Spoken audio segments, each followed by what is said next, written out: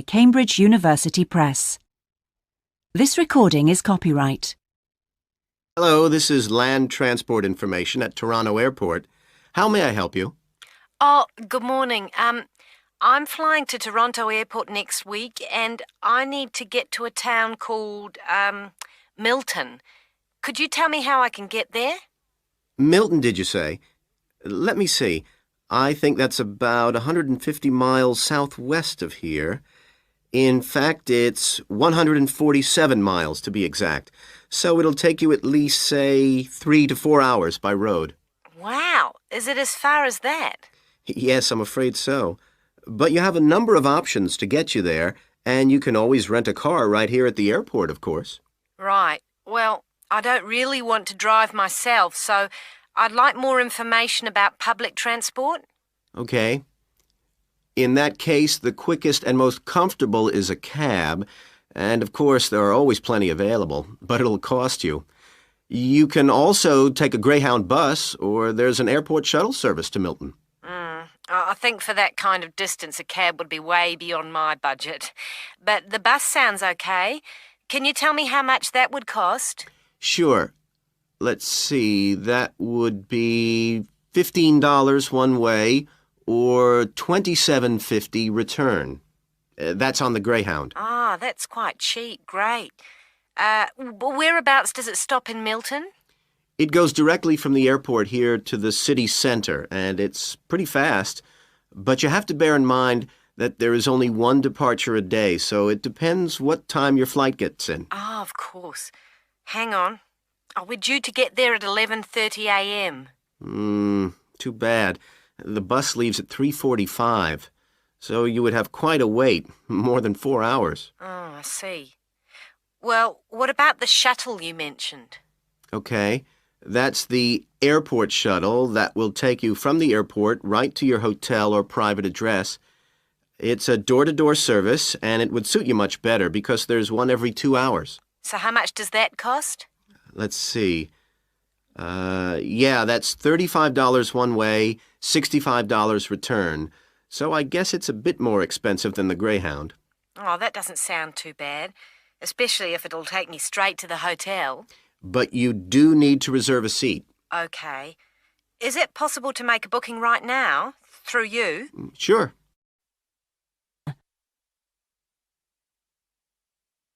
Okay, I just have to fill this form out for you. So, what date do you want to book this for? The 16th of October. Oh, no. Sorry, that's my departure date. I arrive on the 17th, so book it for them, please. So that's the Toronto Airport shuttle to Milton. And this is for just one person, or? Yeah, just me, please. Right. And you said your expected time of arrival was 11:30? So if I book your shuttle for after 12, let's say 12:30, that should give you plenty of time to, collect your baggage, maybe grab a coffee. Yeah, that sounds fine, as long as we land on time. Well, we'll take your flight details, so you don't need to worry too much about that. Now, what about the fare? What sort of ticket do you want? One way or? Yeah, that'll be fine, provided I can book the return trip once I'm there. No problem. Just allow a couple of days in advance to make sure you get a seat. And what is your name, please? Janet Thompson. Is that Thompson spelled with a P? No, it's Thomson. Okay. And you'll be coming from the UK? What flight will you be traveling on? Oh, it's Air Canada flight number AC936 from London Heathrow. Right. Now, do you know where you'll be staying? We need to give the driver an address. Yes, it's called the Vacation Motel, and I think it's near the town centre. Anyway, the address is 24 Kitchener Street. That's Kitchener Street. That's fine. Right, so that's $35 to pay, please. Have you got your credit card number there? Yes, it's a Visa card, and the number is 3303 8450 2045 6837. Okay. Well, that seems to be everything. Have a good trip, and we'll see you in Toronto next week. Yes, bye. Oh, thanks for your help. Thank you all for coming to my talk this evening. It's nice to see so many people in the audience. For those of you who don't know very much about PS Camping, let me start by giving you some background information about the company. The company started 25 years ago.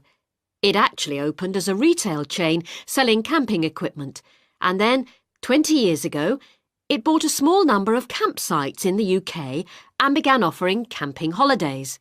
The company grew rapidly and has been providing holidays in continental Europe for the last 15 years. If you book a camping holiday with us, you'll have a choice of over 300 sites. In Italy, we now have some 64 sites that we either own or have exclusive use of. France is where we have the majority of sites, and we currently have a project to expand into Switzerland.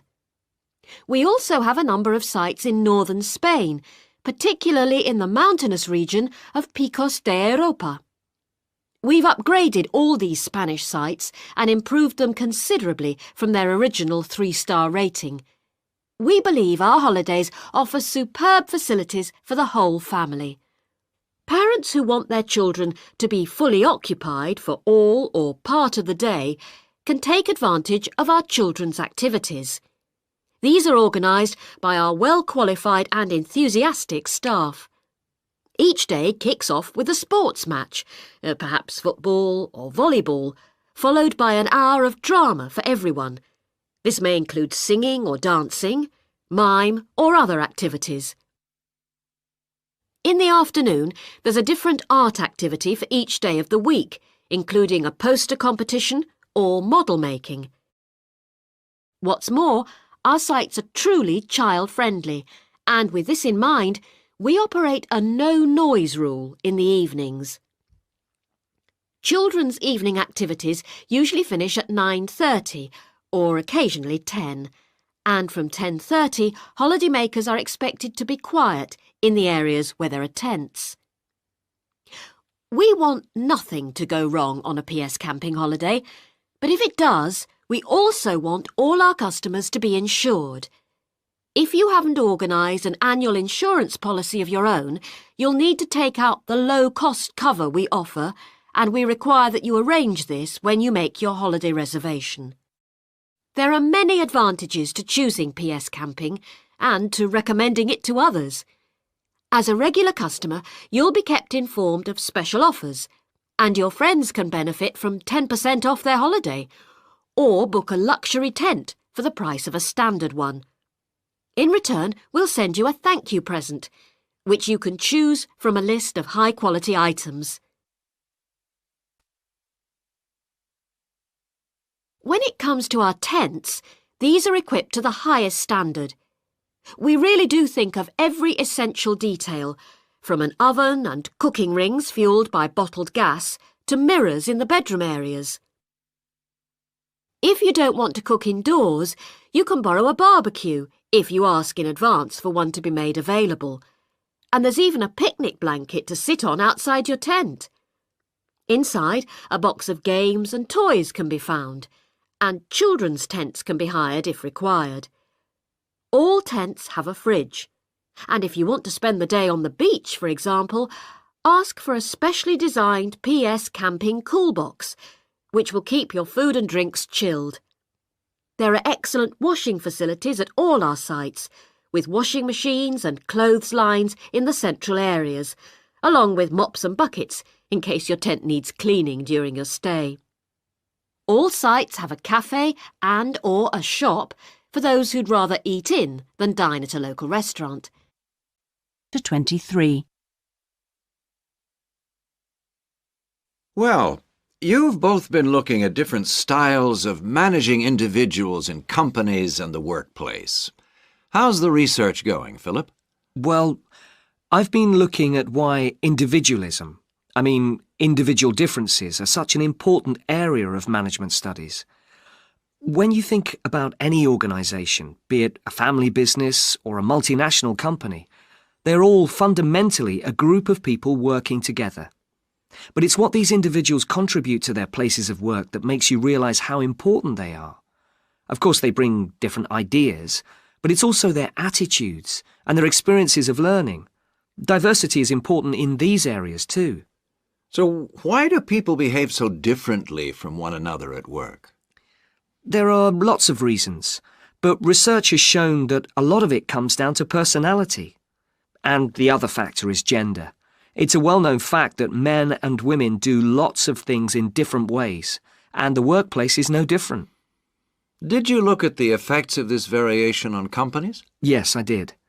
On the positive side, exposure to such diversity helps encourage creativity, which is generally an asset to a company. But unfortunately, individual differences are also the root of conflict between staff, and they can lead to difficulties for management, which can sometimes be serious. Thanks, Philip. So now I guess the two main things to remember here are to identify individual talent and then to utilize it. So, Janice, you were looking at identifying different talents in workers. Do you think this is easy for managers to do? Well, currently, teamwork is in fashion in the workplace. And in my opinion, the importance of the individual is generally neglected. What managers should be targeting is those employees who can take the lead in a situation and are not afraid to accept the idea of responsibility. That's true, Janice, but unfortunately many managers think the entire notion of encouraging individuality amongst their staff is far too hard. Yes, that may be true, but I think one of the most important tasks of managers is to consider the needs of the individual on one hand, and group cooperation and conformity on the other. It requires creative thinking on the part of management to avoid tension. So, Janice, what kind of people do you think companies should be looking for? Well, it has to start from the very beginning, when companies are looking for new employees. When the personnel department is choosing between applicants, they need to look for someone who's broken the mould and can think for themselves. Instead, people making these decisions often use a range of psychological tests to see if a person is a problem solver or will do as they're told. I'm not convinced these qualities are actually the most important. So do you think being a good team player is overrated? No, it's not overrated. You do need to learn the rules and learn them fast. No individual can get around this if you're working in an organisation. So how should managers deal with this? Rewards. When an individual demonstrates the behaviour the organisation expects, some kind of incentive can be given. What's important here is that this happens right at the beginning, so new recruits learn the rules of the system immediately.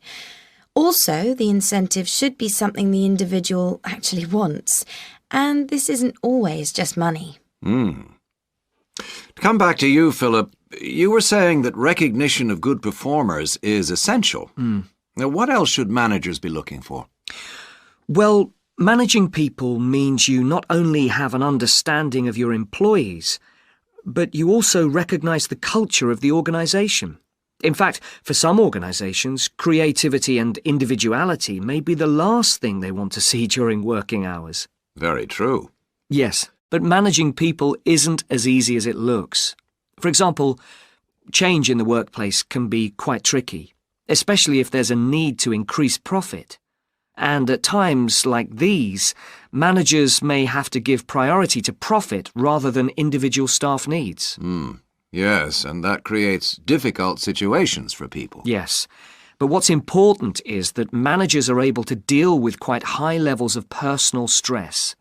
During times of change, they should be thinking not only about the strain on their staff, but take time out to think of themselves. Absolutely. So, what are the implications? Good afternoon, everyone. This is the first seminar in preparation for our archaeological fieldwork in Namibia. We are fantastically lucky to have received partial research funding for this trip from our institute, so I shall expect 200% attention and participation from you all. First in this seminar, I'm going to give a brief introduction to contemporary research on rock art. And in the second part, I'm going to give you some do's and don'ts for our fieldwork trip in April. So please listen very carefully. I'm first going to focus on the interpretation of rock art in Namibia. We are very fortunate to be going to an area where you can find some of the most important sites in the entire world.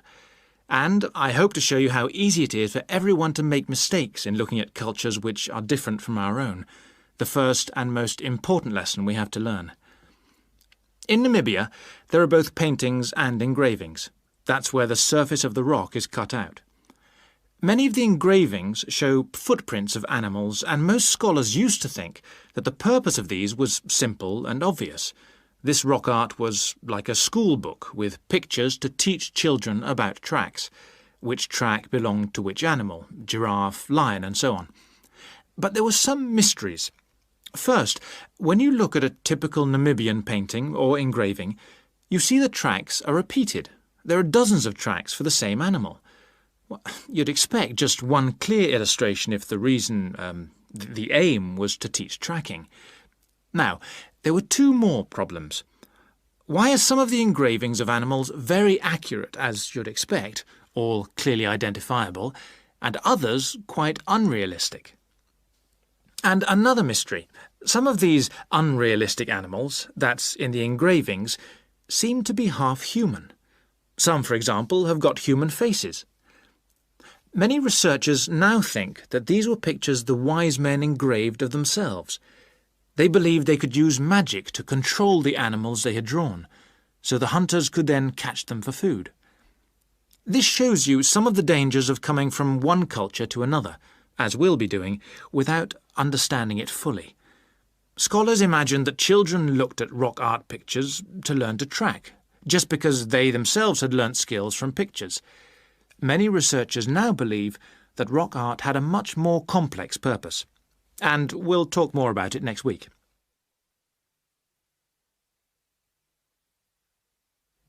Now, before I invite you to join in a discussion in this second part of the seminar, I'd like to make some very important points about our fieldwork, and in fact any field trip to look at rock art. We're going to a number of sites, and we won't always be together. The single largest problem faced by people who manage the sites is, yes, I'm sure you've guessed, damage caused by visitors, even though it's usually unintentional. Whenever you do go to a site, don't forget you can learn many things from observing at a distance, instead of walking all over it. This can really help to reduce visitor pressure.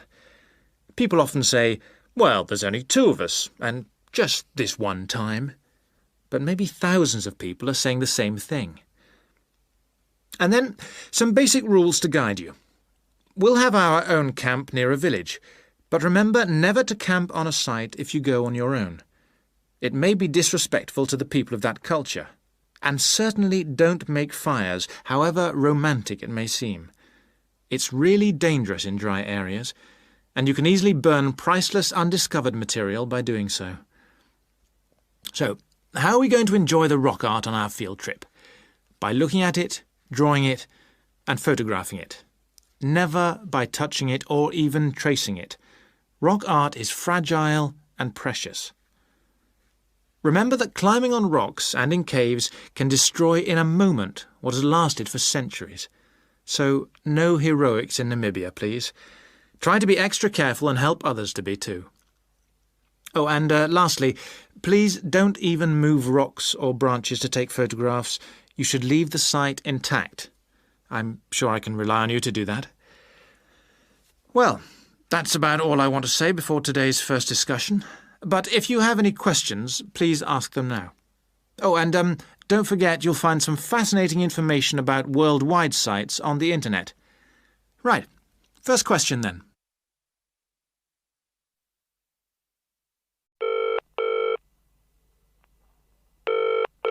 Hello?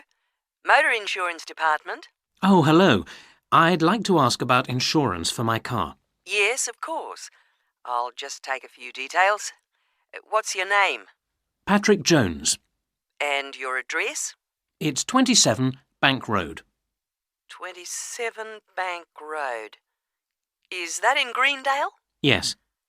And what's your daytime phone number? My work number is 730453. And could I ask what your occupation is? Dentist. Okay. Now, a few details about your car. What size is the engine? It's 1200 cc's. Thank you. And the make and model? It's a Houghton Sable. Could you spell the model name, please? Yes. Sable. Oh, yes. Thanks. And when was it made? 1997. Lovely. Right. I presume you've had a previous insurer? Yes. Right. We need to know the name of the company. Yes, it was Northern Star. Thank you. And have you made any insurance claims in the last 5 years? Yes. One in 1999. And what was the problem? It was stolen. But That's fine, Mr. Jones. That's all we need to know at the moment. And will there be any other named drivers? just the one. And his name? Simon Painter. Could you spell the surname, please? Payntner. Okay, thank you. And what relationship is he to you? He's my brother-in-law. And what will you or Mr. Painter be using the car for? Well, mainly for social use. Social use. Will you be using it to travel to work? Yes, sometimes. Travel to work. Anything else? No, that's it. And finally, when would you like to start the insurance? I'll need it from the 31st of January. Right.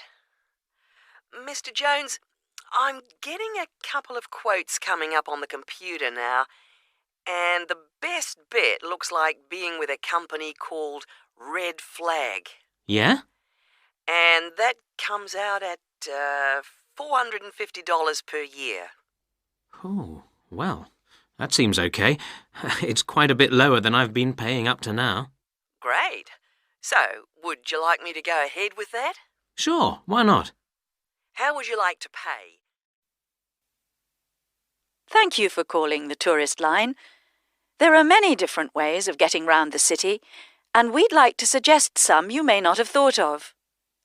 How about a city trip by boat? There are 4 main stopping points. From west to east, Stop A, Greenbanks, Stop B, City Bridge, Stop C, Roman Landing, and Stop D, Newtown. You can find the main booking office at Stop A. The first boat leaves at 8 a.m. and the last one at 6:30 p.m. There are also many attractions you can visit along the river. At Stop A, if you have time, you can visit the fine 16th century palace here, built for the king, with its beautiful formal gardens. It's very near the booking office. Now you can enjoy every corner of this superb residence. Stop B. Why don't you visit Tower Restaurant with its wide range of refreshments?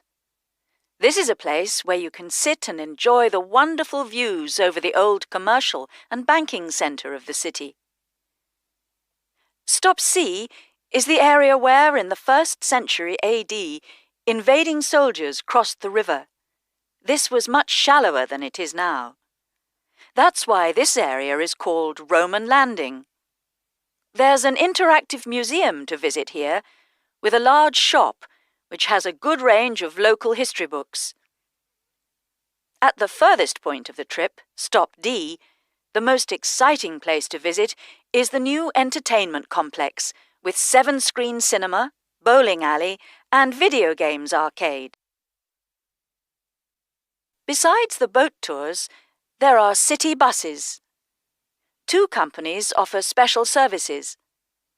The Top Bus Company runs all its tours with a live commentary in English. Tours leave from 8:30 a.m. every 20 minutes. There are departures from Central Station, Castle Hill, and Long Walk. This is a hop-on, hop-off service, and tickets are valid for 24 hours. For further details, call Top Bus on 0208 944 7810. The number 1 sightseeing tour is available with a commentary in 8 languages. Buses depart from Central Station every 5 to 6 minutes from about 9 a.m., with the last bus at around 7 p.m. There are also number 1 services with an English-speaking guide. We're pleased to welcome Dr. Martin Merriweather of the Antarctic Centre in Christchurch, New Zealand, who has come along to talk to us today about the role of the centre and the Antarctic Treaty. Now, my first question is about the choice of location for the centre. Why Christchurch? Was it because of the climate? Well, actually, New Zealand is the second closest country to Antarctica, and Christchurch is often used on Antarctic expeditions. Right, so it's because of where we are, coupled with our historical role. So tell us, what is the main purpose of the centre? Oh, well, we have 2 complementary roles. One is as a scientific base for expeditions and research, and the other is as an information centre. Tell us something about the role as a scientific base. Well, we're able to provide information about what scientists should take with them to the South Pole. For example, the centre contains a clothing warehouse where expeditions are supplied with suitable clothing for the extreme conditions. I suppose you need a bit more than your normal winter coat. Yes, exactly. And then there's also the specialist library and mapping services. Right. And which countries are actually located at the centre? Well, the centre houses research programs for New Zealand, for the United States, as well as for Italy.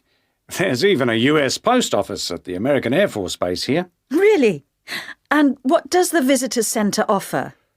Well, since very few people will ever experience the Antarctic firsthand, the Visitors Centre aims to recreate the atmosphere of Antarctica. There's a mock campsite where you can see inside an Antarctic tent and imagine yourself sleeping there. And the centre also acts as a showcase for the unique international cooperation which exists in Antarctica today. What is it actually like at the South Pole? I know you've been there on a number of occasions. Yes, I have, and each time I'm struck by the awesome beauty of the place. It's magnificent, but you can really only visit it in the summer months. October to March? Yes, because it's completely dark for 4 months of the year. And, in addition, it has to be the coldest place on Earth. Colder than the North Pole? Why is that? Well, unlike the North Pole, which is actually a frozen sea, Antarctica is a landmass shaped like a dome, with the result that the winds blow down the slopes at speeds of up to 150 kilometres an hour. And that's what makes it so cold. Oh. And one other interesting thing is that Antarctica is the driest continent on Earth, surprisingly, and so you have to drink large amounts of water when you're there. How old is Antarctica? Oh, we're pretty sure it was part of a larger landmass, but it broke away from the rest of the continent 170 million years ago. How can you be certain of this? Because fossils and rocks have been discovered in Antarctica, which are the same as those found in places such as Africa and Australia. Amazing. To think that it was once attached to Africa. Now, let's just have a look at the Antarctic Treaty. How far back does the idea of an international treaty go? Well, as far back as the 19th century, when 11 nations organised an international event. When was that exactly? In 1870, and it was called the Polar Research Meeting. And then, not long after that, they organised something called the First International Polar Year. And that took place when exactly? Over 2 years, from 1882 to 1883. But it wasn't until the 1950s that the idea of an international treaty was proposed. And in 1959, the treaty was actually signed. What do you see as the main achievements of the treaty? Well, firstly, it means that the continent is reserved for peaceful use. That's Article 1, isn't it? Yes. That's important, since the territory belongs to everyone. Yes, but not as important as Article 5, which prohibits any nuclear explosions or waste disposal. Which is marvellous. Well, I'm afraid we're going to have to stop there because I'm afraid we've run out of time. Thanks for coming along today and telling us all about the centre and its work.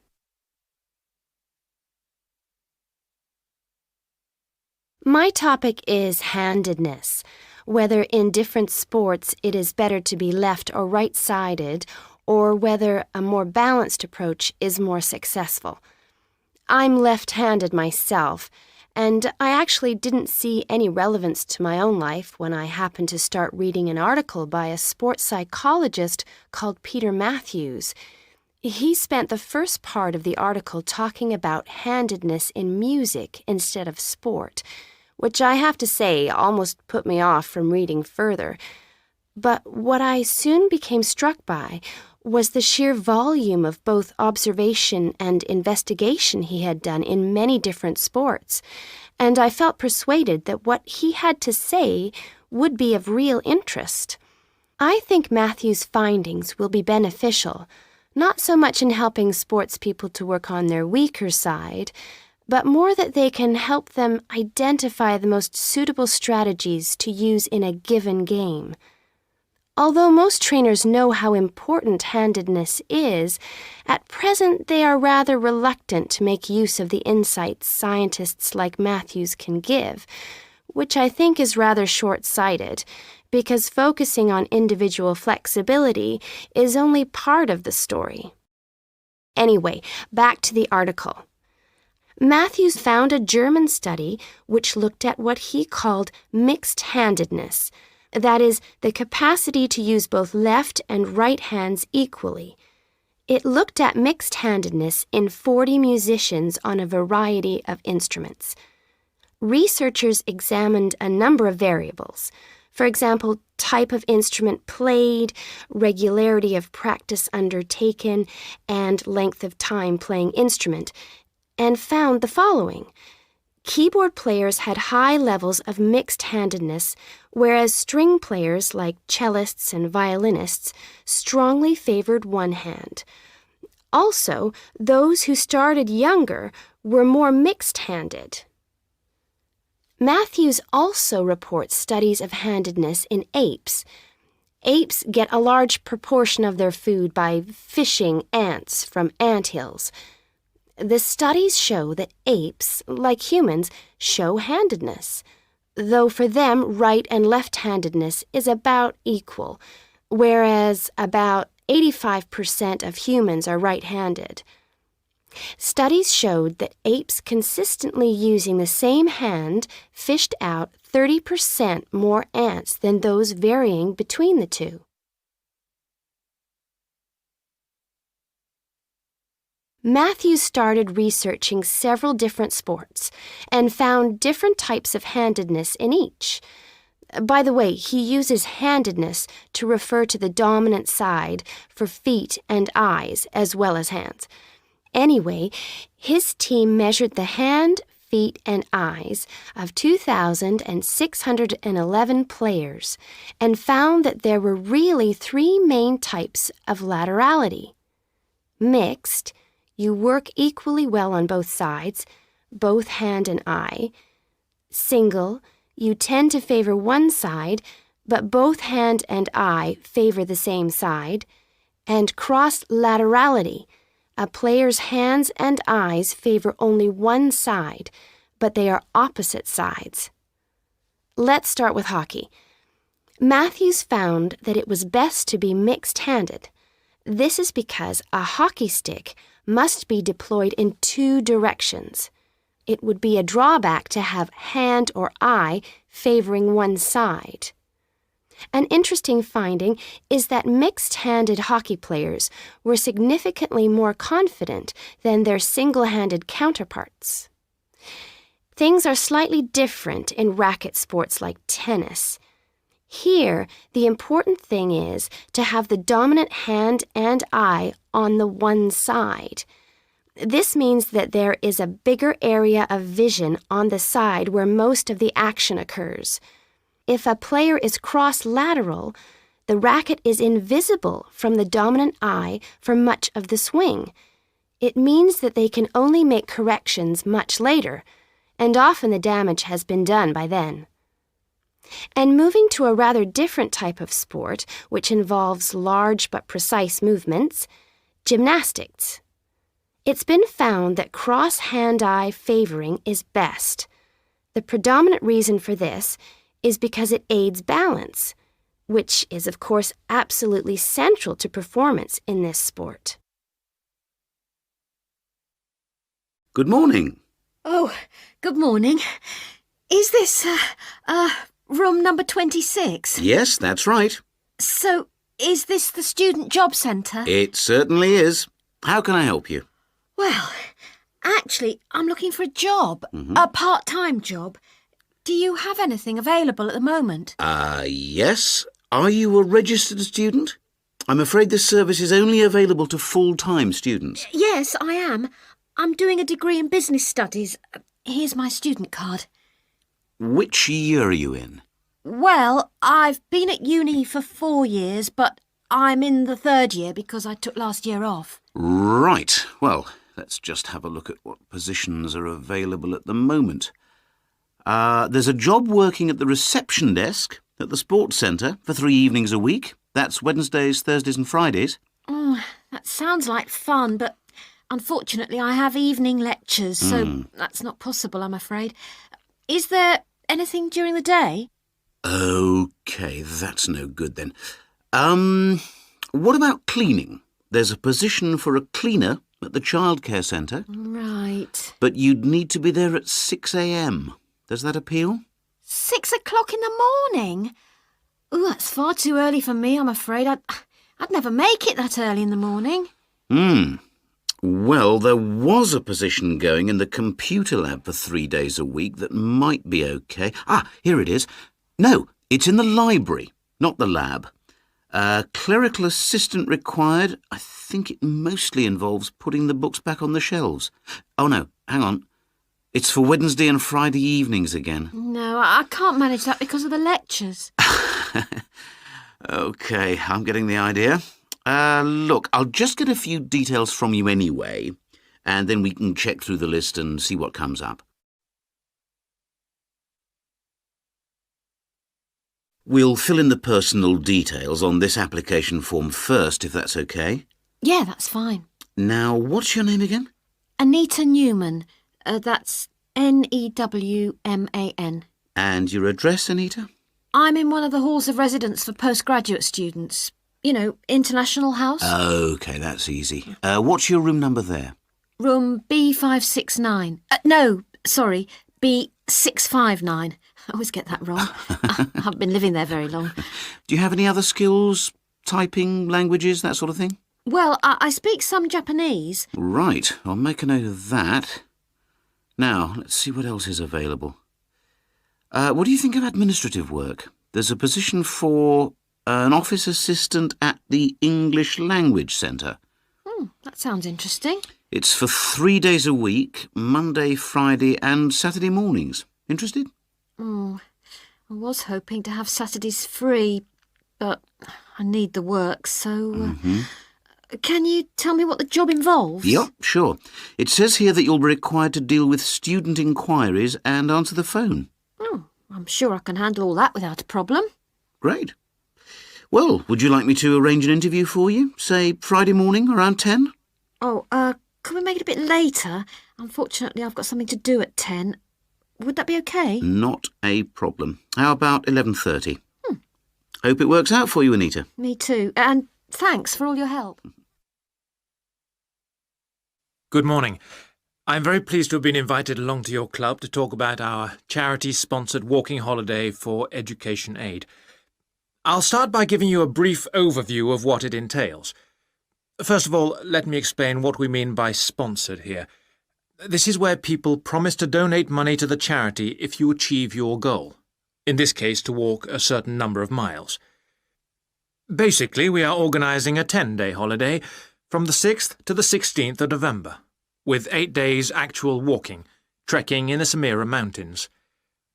Let's have a look at some of the details. We require you to raise sponsorship money of at least $3,200, paying $250 of it up front as a deposit, and the rest in stages throughout the year. Out of this, about 35% will go on your expenses, and that leaves 65% guaranteed to go to the charity. Which brings me to the most important part. This trek is being specifically organised to help education in the Samira region. Last year we helped train teachers for the disabled, and this year we're focusing on the pupils.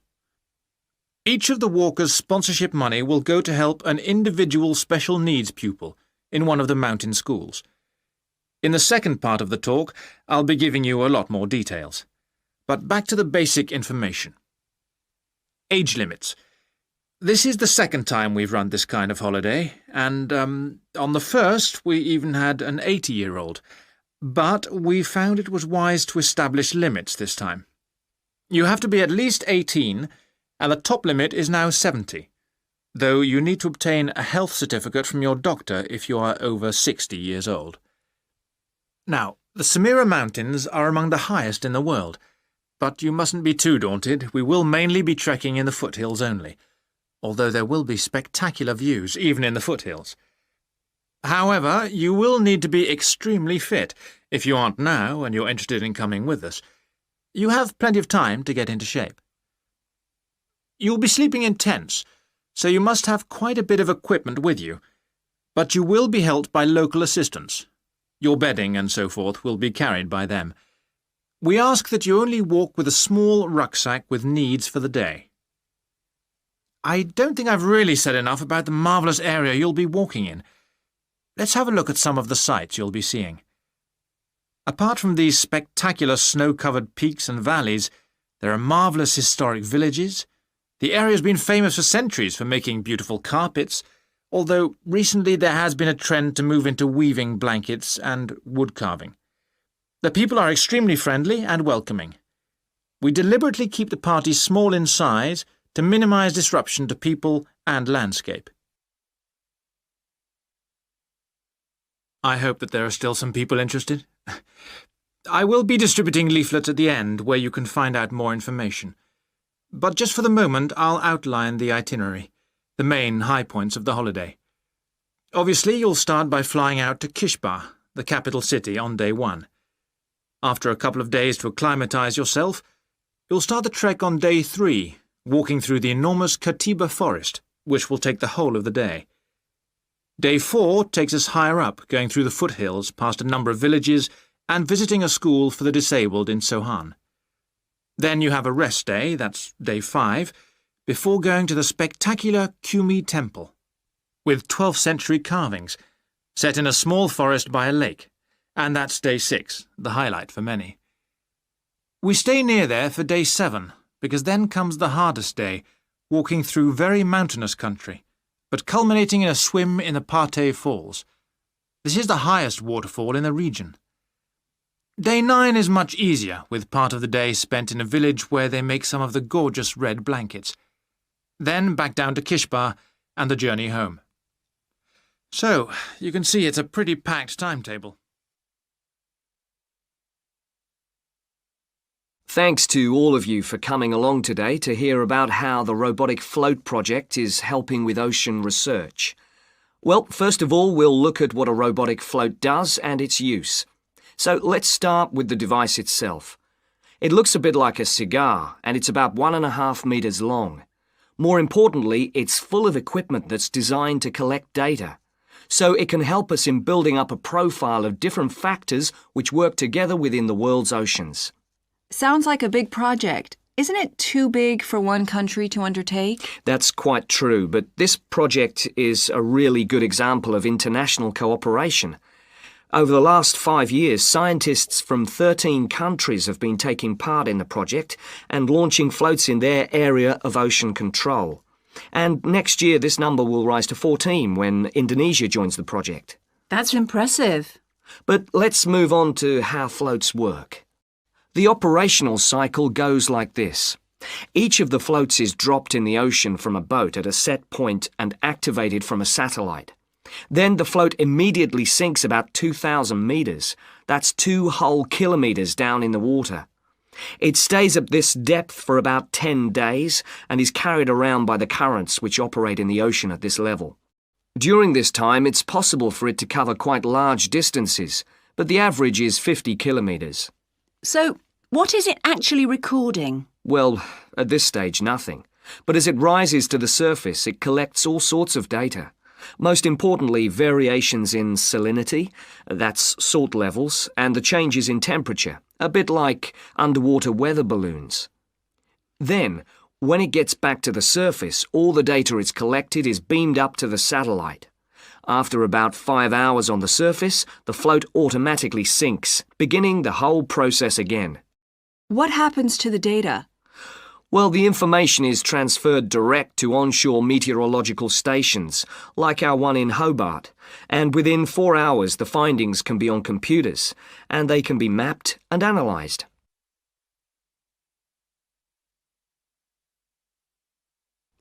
You say you're building models of the world's ocean systems, but how are they going to be used? And more importantly, when? Some of the data has already helped in completing projects. For example, our understanding of the underlying causes of El Niño events is being confirmed by float data. Another way we're using float data is to help us to understand the mechanics of climate change, like global warming and ozone depletion. That's part of an ongoing variability study, but the results are still a long way off. However, this is not the case with our ocean weather forecasting. Because we know from the floats what the prevailing weather conditions will be in certain parts of the ocean, we can advise the Navy on search and rescue missions. That's happening right now, and many yachtsmen owe their lives to the success of this project. In addition, the float data can help us to look at the biological implications of ocean processes. Would that help with preserving fish stocks? Yes, and advising governments on fisheries legislation. We're well on the way to completing a project on this. We hope it will help to bring about more sustainable fishing practices. We'll be seeing the results of that quite soon. It sounds like the data from floats has lots of applications. Yes, it does. It's also a powerful agricultural tool. If we were aware of what the weather would be like, say, next year, we could make sure that the farmers planted appropriate grain varieties to produce the best yield from the available rainfall. That sounds a bit like science fiction, especially when now we can't even tell them when a drought will break.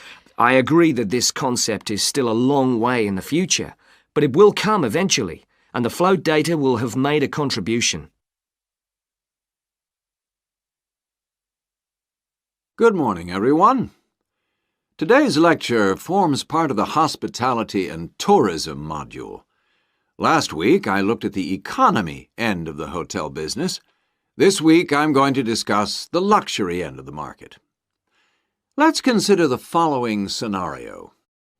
You wake up in the middle of the night in a strange hotel miles away from home, disoriented most probably from jet lag, when even the most expensive surroundings can seem empty and dispiriting.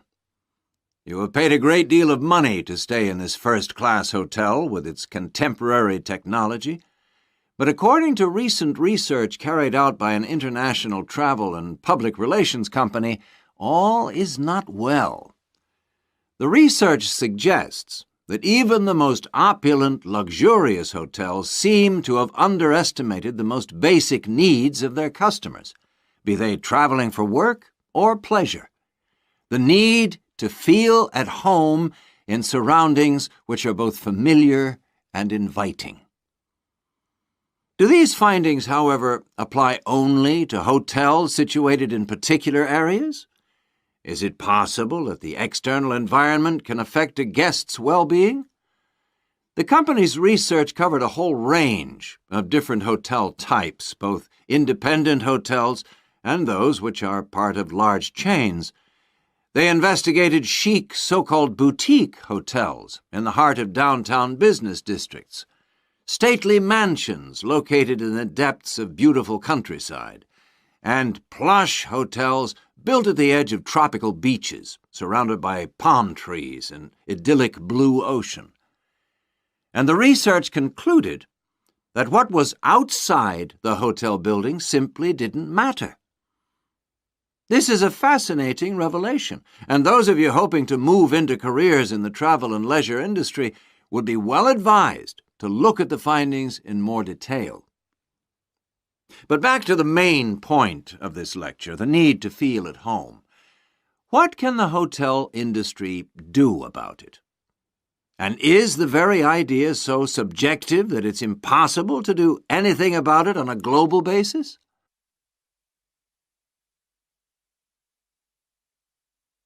However, nothing stands still in this world. One company has come up with the slogan, "Take your home with you," and aims to provide clients with luxury serviced apartments. Those in the business travel industry maintain that these serviced apartments dispense with all the unwanted and expensive hotel services that business travelers don't want, while maximizing the facilities they do want. For example, not only sleeping and living accommodation, but also a sleek modern kitchen that allows guests to cook and entertain, if they wish, at no additional cost. The attractions of such facilities are obvious, and it'll be interesting to see whether the company manages to establish a trend all over the world and make a lasting impact on the luxury accommodation market. Now, finally, I want to consider the psychology underpinning the traditional holiday hotel industry. As a hotelier, how do you go about attracting people to give up the security of their own home and entrust themselves to staying in a completely strange place and sleeping in an unfamiliar bed? Firstly, hotels exploit people's need to escape the predictability of their everyday lives. For a few days, people can pretend they are free of responsibilities and can indulge themselves. Secondly, there is something very powerful in our need to be pampered and looked after. It's almost as if we returned to being a baby when everything was done for us and we felt safe and secure. And not far removed from this is the pleasure in being spoilt and given little treats, like the minuscule bottles of shampoo and tiny bars of soap, the chocolate on your pillow at night. And we actually forget that we are paying for it all. Next week, I'm going to look at eco-hotels, a fairly new phenomenon, but increasingly popular, particularly... That is the end of section 4. You now have half a minute to check your answers.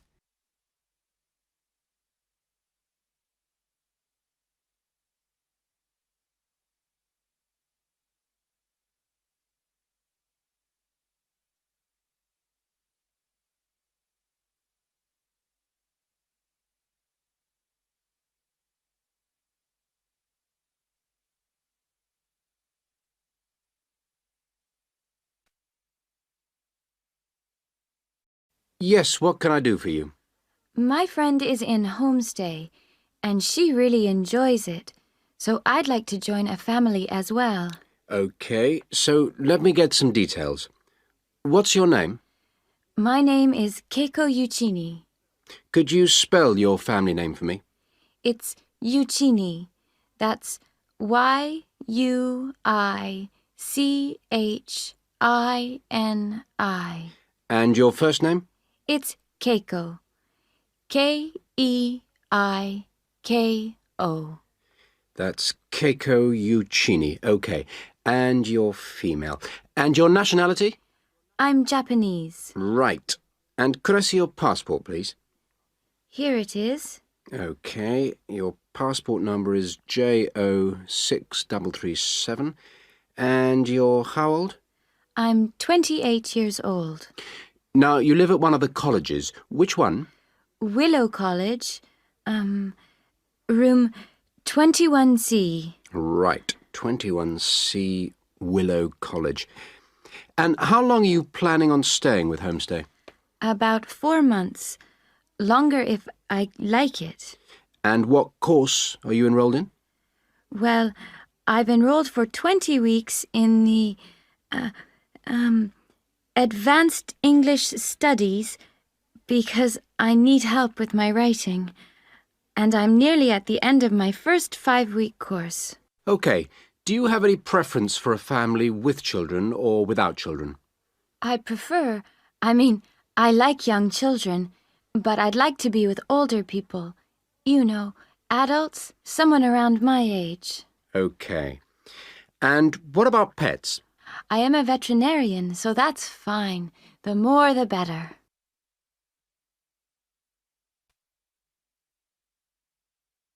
All right. Now, what about you? Are you a vegetarian or do you have any special food requirements? No, I am not a vegetarian, but I don't eat a lot of meat. I really like seafood. And what are your hobbies? I like reading and going to the movies. Do you play any sports? Yes, I joined the handball team, but I didn't like that, so I stopped playing. Now I play tennis on the weekend with my friends. All right. Let's see. Name, age, now the location. Are you familiar with the public transport system? No, I'm not really because I have been living on campus. I've been to the city a few times on the bus, but they are always late. What about the trains? I like catching the train. They are much faster. Now, let me go check on the computer and see who I've got. Listen, leave it with me. I'll check my records and I'll give you details this afternoon. Thank you for helping me. It's a pleasure. Bye. Bye.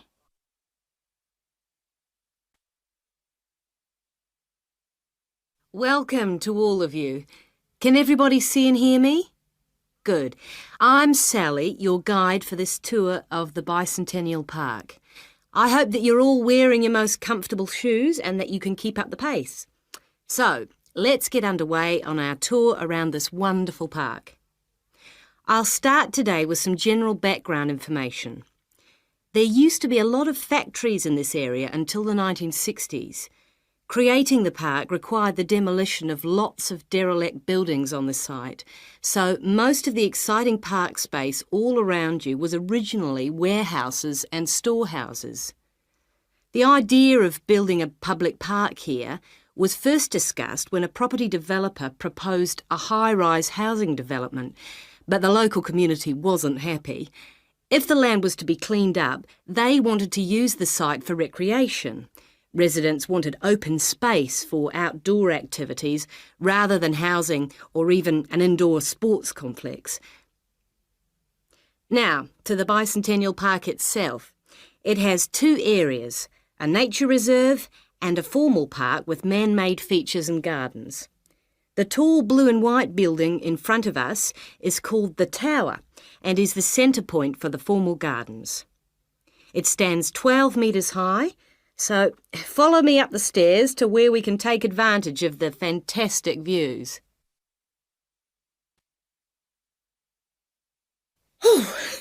Well, here we are at the top of the tower, and we're going to look at the view from each direction. Out to the east, the large buildings about 1 kilometre away are on the Olympic site. There's an indoor arena for gymnastics, a stadium for track and field, and a swimming pool for races and synchronised swimming, and also diving. If you look carefully down there, you can see the train lines. The Olympic site has its own station to encourage the use of public transport. There is also a car park, but it only holds a limited number of cars. The formal park has some specially created water features. If you look out here to the south, you can see a circular ornamental pond. And around to the west, you can relax and sit on a bench to smell the flowers in the rose garden. And finally, up to the north, if you look in front of you now, there's a lake with a small island in the centre. You can hire rowing boats at the boat shed, which you Can't see from here, but if you look through the trees, you can see the cafe, which has lovely views across the water. OK, let's climb down now. We will go now and have a look at the nature reserve section of the park, which has opened up natural wetland to the public. The mangroves have been made more accessible to visitors by the boardwalk built during the park's upgrade. You'd think that people would come here to look at the unusual plant life of the area, but in fact it's more often used for cycling and is very popular with the local clubs. This is the far end of the park, and over there you can see the frog pond, a natural feature here long before the park was designed. Just next to it we have our outdoor classroom, a favourite spot for school parties.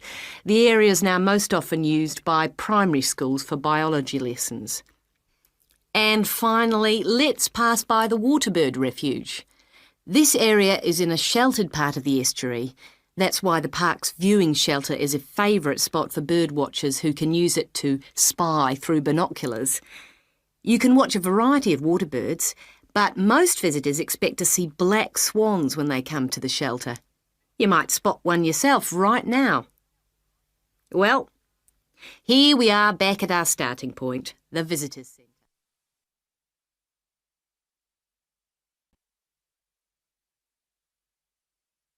Remind me, Trevor, how long is the presentation? Dr. White said 3 per hour. So about 20 minutes. Well, it'll be 15 minutes per presentation. And 5 minutes for questions? And is this one going to be assessed? No, not this time round, because it's the first one, you know. Oh, good news. Well, Trevor, what are we going to include? Well, do you think we ought to give some historical background? Oh, no, definitely not. We won't have time. OK, but I think we ought to say something about the geographical location, because not a lot of people know where the islands are. Yes, OK. I'll take notes, shall I? Yeah, that'd be a help. So, geographical location? Then we ought to give an overview of the whole education system. Shouldn't we say something about the economy? You know, agricultural produce, minerals and so forth? Well, Dr. White said we shouldn't go into that sort of detail. But it's pretty important when you think about it, you know, because it does influence the education system. Look, let's think about that one later, shall we? Let's see how we're doing for time. OK, so general overview of education? Of course. And then the role of English language. No, that goes in the language policy seminar, don't you remember? Are you sure? Positive. All right. So those are the topics we're going to be covering. Mm-hmm. We need to think about what to prepare. Dr. White said he wanted us to use plenty of visuals and things, and we might as well try them out when we're not being assessed. Well, the most important thing is the overhead projector. No problem. We'll get that from the media room. Must remember to book it. Well, we'll need a map, of course. Probably 2. One of the islands, large scale. And one of West Africa. Well, the West African one is no problem. There's one in the resources room. Oh, yeah, of course, the resources room. The islands are going to be more of a problem. Tell you what, there's a very clear map of Santiago in that tourist brochure I showed you last week. Don't you remember it? Oh, yeah, that's right. We can just use the tourist brochure. We also need statistics on several different things. Literacy rates? Yes, and school places. How about the encyclopedia? Nah, not up to date enough. Why don't we call the embassy? Oh, someone's enthusiastic. Well, if something's worth doing. I know, it's worth doing well. OK. We can find out statistics on school places from them as well. Might as well. Look, Julie, it's almost time for our tutorials. We can meet again on Monday, but we need to prepare some stuff before then. In today's lecture, I'm going to talk about monosodium glutamate, or MSG as it's more commonly known. Now, MSG, as you probably know, is a flavor enhancer, which is used particularly in Chinese and Japanese cooking. Today, I am going to explore why it is so popular in these cuisines, and more importantly, how does it enhance the flavor of food? The main reason why MSG is more commonly used in Japanese meals is tradition. For many thousands of years, the Japanese have incorporated a type of seaweed known as kombu in their cooking, as they discovered it had the ability to make food taste better. But it wasn't until 1908 that the ingredient in kombu, which was responsible for the improvement in flavor, was actually discovered to be glutamate by scientists working there.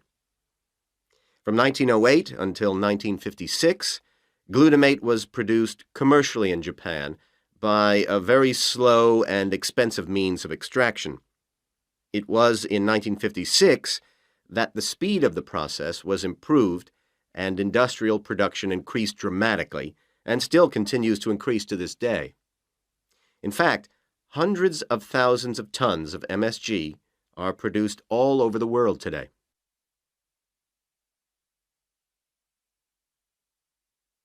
So what exactly is MSG?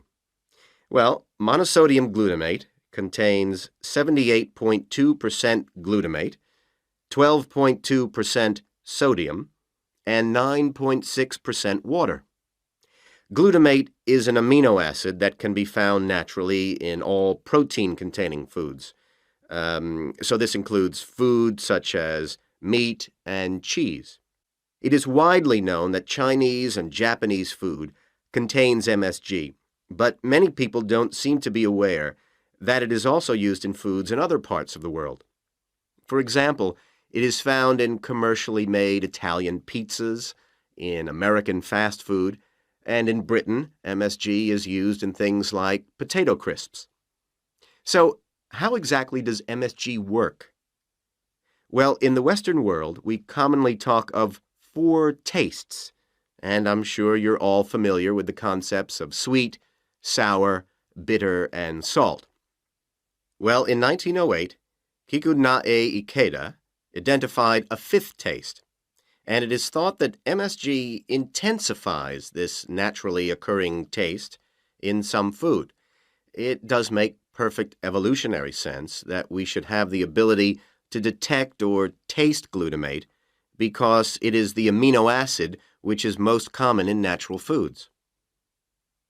John Prescott, an associate professor at the University of Chicago, suggests that this 5th taste serves a purpose just as the other tastes do. He suggests that it signals to us the presence of protein in food, in the same way that sweetness indicates that a food contains energy-giving carbohydrates. Bitterness, he says, alerts us to toxins in the food, while sourness warns us of spoilage, and saltiness signals the presence of minerals. So, what else do we know about this 5th taste?